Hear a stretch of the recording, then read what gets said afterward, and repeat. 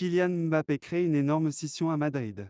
Le feuilleton Mbappé commence à en agacer plus d'un à Madrid et surtout, il semble créer deux camps du côté des fans madrilènes et des observateurs.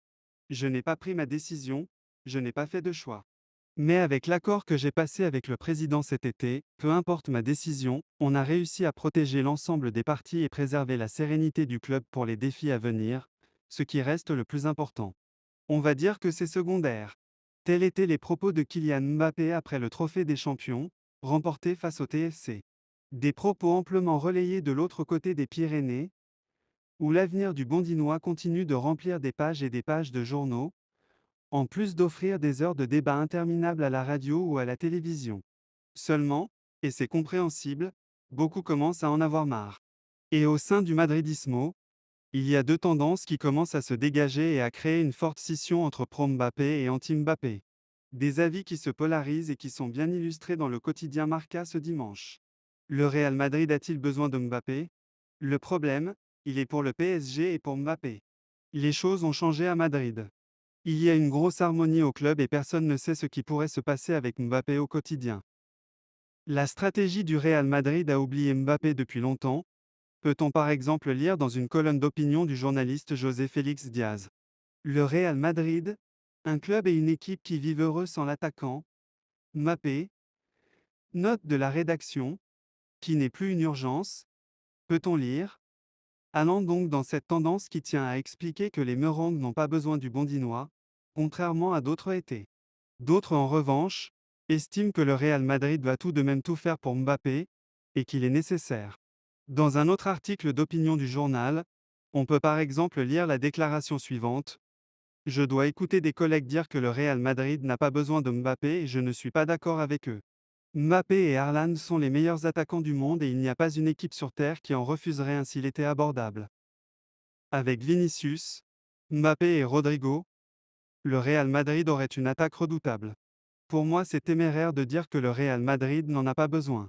Vous l'aurez compris, les avis divergent. Destination polémique pour Raphaël Varane, Madrid s'enflamme pour les débuts d'Arda Güler. Raphaël Varane prêt à trahir le Real Madrid, la presse madrilène se réjouit des débuts d'Arda Güler. L'improbable point de chute de Raphaël Varane. Alors que Manchester United a décidé de ne pas déclencher l'option concernant une prolongation d'un an du contrat de Raphaël Varane, le Français est à la recherche d'une nouvelle destination. Et c'est du côté de la Catalogne que s'annonce l'avenir du Mancunien. Manchester United aurait proposé le défenseur français au Blaugrana pour environ 20 milliards d'euros, alors qu'un retour à Madrid a été évoqué. Une signature de Raphaël Varane chez l'ennemi sera assurément perçue comme une grosse trahison chez les supporters. Les débuts prometteurs d'Arda Güler. Le Real Madrid s'est fait peur face à Arandina.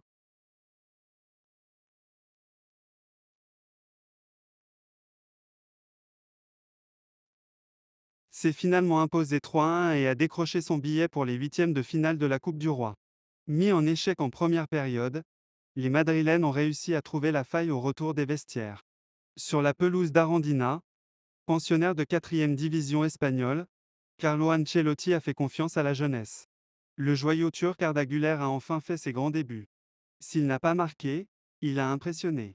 Ce garçon promet, s'enflamme d'ailleurs le journal Marca.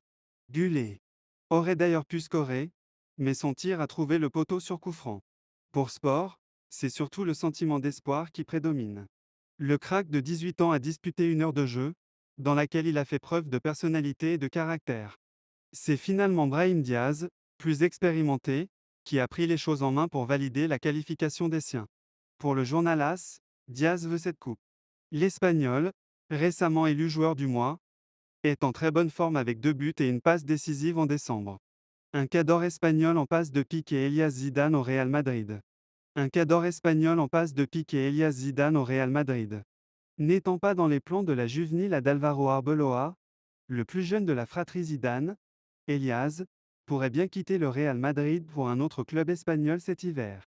Le Real Madrid et la famille Zidane, c'est une belle histoire d'amour. Ou pas. Si le père Zinedine est devenu l'un des meilleurs joueurs de sa génération sous le maillot de la Casablanca, ses fils ont eu plus de mal à s'imposer au sein du club de la capitale madrilène. En témoigne le parcours sinueux d'Enzo après son passage par la Fabrica ou encore l'espoir déchu Lucas, défendant aujourd'hui les buts d'Eibar en deuxième division espagnole. Il reste désormais Théo et Elias, qui évoluent dans les équipes de jeunes Merengues. Mais le dernier cité pourrait bien également quitter Madrid, et ce, dès cet hiver. Pourtant, Elias Zidane est lui aussi considéré comme un véritable espoir de la Castilla. Mais comme annoncé il y a plus d'une semaine par la presse ibérique, le défenseur polyvalent de 18 ans aurait décidé de quitter la Maison-Blanche en raison du manque de temps de jeu avec les Juvenil A, U19, dirigé par un ancien de l'équipe première, Alvaro Arbeloa. Une tendance qui se confirme à en croire les dernières indiscrétions de Rolvo.